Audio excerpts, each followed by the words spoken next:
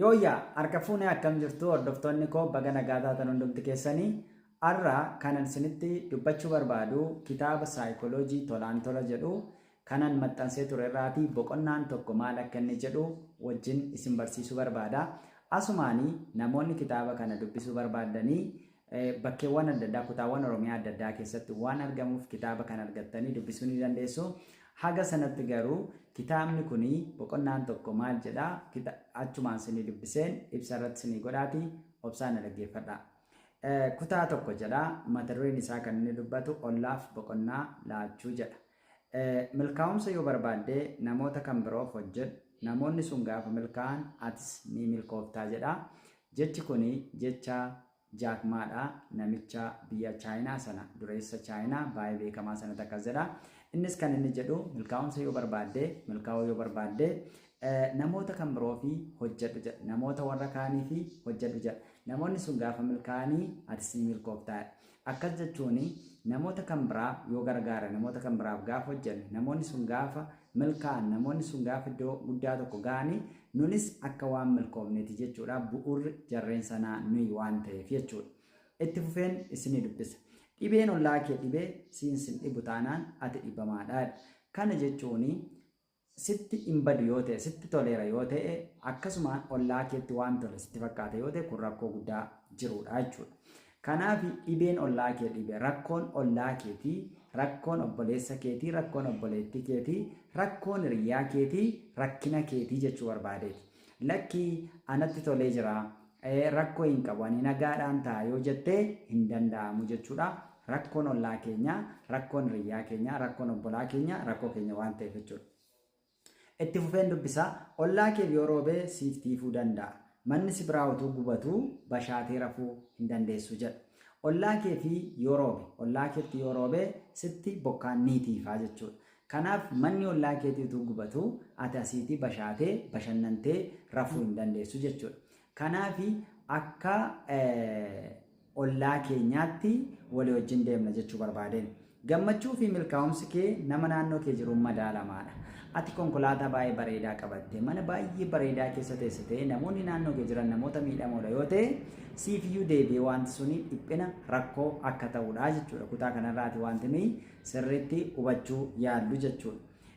Kanaaf ati garuu eenyutu cina kee jira akkamitti jira siifan dhiisaa jedha. Nama cina keenya jiru nama ollaa keenya jiru nama naannoo keenya jiru sirriitti beekutu nurra jiraata jechuu barbaadeen. Ilmoon namaa jecha isaaf jedhurra jecha anaaf jedhutti boqotaadha. Akkasumas siifan oolaarra naaf ooliitu isa marara. Yoo namaaf ooles garaa guutuu miti jedha. Namni isaaf haa ta'u isaaf kenni jechuurra anaaf haa ta'u anaaf godhi anaaf kenni kan jedhu sanatu baay'ee isa mararaa jechuudha. Kanaafi wanta kana sirriitti gadi fageenyaanii ilaaluu qabnaa jechuudha. Fakkeenya tokkoon isinii dubbisa sirra kan jiru. Akkas jedha. Nama tokkotu gara baankii adeema ture. Utuu inni adeemuu hiriyyaan isaa itti dhufee eessa deemta jedhee gaafate. Namichis gara baankiin deemaa jedhe. Hiriyyaan isaas yoos immoo laaqana na afeertaa wajjin deemna jedhee duukaa bu'e. Namichis kolfee baankii an adeemu baankii dhiigaati bakka dhiiga kennaniidha jedhee deebiseef. Hiriyyaan isaas deebisee maal jechuudha jalqaba akkas jettee natti himtuure maaf yeroo koo gudda jedhee ofirra galagalee deebi'ee sokkee jedha. Jalqaba hiriyyaan isaa utuu karaa deemu hiriyyaan isaa eessa deemta jedhee gaafa gaafatu gara baankiin deemaa jedhe. Inni baankii maallaqaa waan itti fakkaateef laaqana na afeertaa jedhe. Yoos akkas taanaan laaqana na afeerta jedhee duukaa bu'e. Namichi garuu akkasittiin jedhe baankii an deemu baankii dhiigaati malee baankii maallaqaa miti gaafa jedhe namichi saaree jalqaba maaliif natti himtu ree ittiin jedhe. Akkas jechuun jalqaba akka inni isaaf godhu barbaadeeti gaafa wantichi garuu dhiiga kennuu ta'e innis dhaqee dhiiga kenna waan ta'eef na'ee sodaachuudhaanii deebi'ee maal jedhaa ofirra galagalee jalqaba maaliif natti himtu jedhaa jechuudha. Seenaa kanarraa waan baay'ee baran. Akkas jechuun namni bakka faayidaa isaatti yoo hin fayyadama ta'e malee nama kan biraa fayyaduu irratti akka inni boodatti harkifatu hubannaa jechuudha kutaa kanarraati. Asirraa egaa wanti hubannu namni siifan godha, siifan oolaarraa naaf godhu, naaf kenni jechuu jaallataadha. Dhiiga kennuuni lubbuu oolchuudha. Inni kun hospitaala keessatti namoota dhiiga dhabanii lubbuun dabartu yoo agarte siif gala. Gurbaan kun laaqana na afeeri yeroo jedhutti yeroon isaa hin guban garuu dhiiga kennuuf yeroo isaatu gubata. Har'as ilmi namaa gaafa ollaan isaa ol ka'u garaatu isa gubataadha. Ollaan isaa gaafa gammadu, ollaan isaa gaafa guddatu, ollaan isaa gaafa konkolaataa bitu, ollaan isaa gaafa beekamu namni baay'een hin jaallatu itti inaafaa jechuudha. Garuu kuni nurraa hin eegamu. Boqonnaan tokko kitaaba tolaan tolaa, kitaaba saayikooloojii kanarraati boqonnaan tokko kan inni dubbatu ollaa keenyaaf nagaa kennu, ollaa keenyaaf boqonnaa kennuu jedha. Ollaaf boqonnaa laachuu jechuun hiika biraadhaanii ollaa keenya wajjin ta'uu, ollaa keenya gargaaru, ollaa keenya boqochiisuu jechuudha. Kun saayikooloojii. Namoota wajjin jiraachuudhaa fi hawaasummaa keenya jabeessuu fi namoota adda addaa wajjin jiraachuudhaa fi ollaa keenya kunuunsu, ollaa keenya jabeessu, ollaa keenya wajjin ta'uu qabnaa jechuudha. Isa kana dubbachuu barbaada. Kutaan tokko kana fakkaata jechuudha.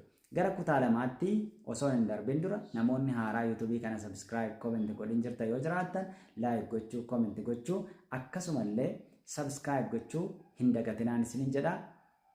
Galatooma.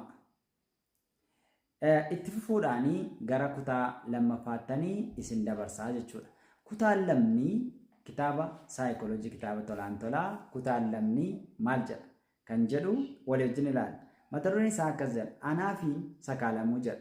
Kutaan lammii kitaabi saayikooloojii tolaan tolaa. Kutaan lammaffaanii mata dureen isaa akkas jedha. Anaa fi sakaalamuu jedha. Kana jechuun maal jechuudha? Tom Shepard mata duree ulaagaawwan ittiin hojjetaa waaqayyoo milkaa'e ta'an arfan jedhu irratti barsiisaa ture. Namichi Tom jedhamu kuni ulaagaa akkamiidhaanii hojjetaa waaqayyoo milkaa'aa ta'an jedhu afur irratti barsiisaa ture. Innis ulaagaa tokkoffaa irratti jecha anaaf isa jedhu lafa kaa'a yookiis addeessaa jechuudha. Innis akkas jedha. Akkaataa yaaduu kee jijjiireera. Yaada keessa ana jedhu irraa gara isa jedhutti jijjiira. Ana isa jedhu irraati gara isa jedhutti jijjiirii jedha. Dhibeen anaafiin babal'achuun isaa yaaddoo guddaa biyya lafaati. Yeroo ammaa kana dhibeen guddaa namoonni ittiin rakkachaa jiranii dhibee anaafiidha. Anaafa ta'u kan jedhu. Wanti hundumtuu anaafa ta'u, barumsi anaafa ta'u, anatu argachuu qaba, anatu beekamuu qaba, anatu dursuu qaba, anatu jaallatamuu qaba, anatu kabajamuu qaba, anatu ulfaachuu qaba, anatu kan jedhu kuni woordiin akkasii baay'ee bal'achaa jira. Keessumaa yeroo ammaa hawaasa keenya keessatti jechuudha. Namoonni hedduun dhibee anaafiin rakkachaa jiru. Anumatu beeka, anumatu danda'a, anumatu haasa'a jechuun of miidhaniiru. Miidhamni har'a ta'aa jirus dhibee kana irraa madduun isaa hin oolu. Yuunivarsiitii Finfinnee kiiloo 6 utuu barannu dookteriin tokko seenaa nama waajjira guddaa tokko hoogganuu nutti hime ture. Innis akkas jedha. Namicha tokkotu waajjira guddaa tokko hoogganaa. Innis akka carraa ta'ee leenjii biyya lamaatu dhufa. Leenjii biyya lamaa gaafa dhufu leenjisa tokko deemee leenjisa tokko silaa namaaf kennu kan qabu leenjii biyya lamaanuu wal duukaa amma chaachaataa jechuudha. Lachuu biyya bakkeedha yookiis biyya ambaadha. Achumaan biyya isa tokko dhaqee achumarraan biyya isa tokko deemu murteeffatee jechuudha. Kun maal jechuudha? Namni anaaf hin xaxamuu faayidaa barbaadu garmalee anumatu beekama, anumatu mul'ata, anumatu akkas ta'a jedhee yeroo itti yaadaa jirudha jechuudha. Waan namni biraan hoogganaa kanatti waan namni biraa lafa kanarra dhalatee jiru ittiin fakkaatu.